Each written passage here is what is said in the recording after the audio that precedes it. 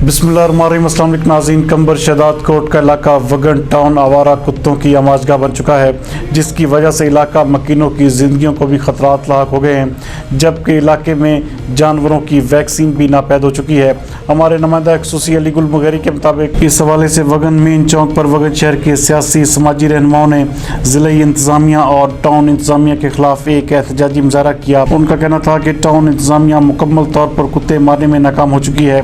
Wagon town की 5 वार्डों में आवारा कुत्तों ने डेरे जमा लिए हैं। खवातीन समेत बड़ों और बच्चों का घरों से निकलना तक मुश्किल हो चुका है। म्यूनसिपल कमेटी समेत टाउन कमेटी भी कुत्ता मार कार्रवाइयों में कुत्तों को मारने में नाकाम हो चुकी है। म्यूनसिपल कमेटी की हदूद में एक भैंस और एक बच्चा आवारा कुत्तों का शिकार हो गया, जिन्हें वैक्सीन के लिए वगन रूरल हेल्थ सेंटर मुंतकिल कर दिया गया है।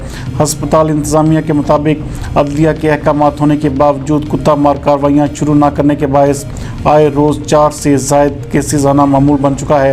वगन के दीगर इलाकों में भी वैक्सीन न होने के बायस मुतासरा मरीजों को लाड़काना मुंतकिल किया जाता है। सिविल सोसाइटी के रहनुमाओं ने मुतालबा किया है कि कुत्ता मार कार्रवाइयों को यकीनी बनाने के लिए फौरी इक़दाम उठाए जाएँ, दीगर सूरत में एहतजाजी तहरीक चलाई जाएगी।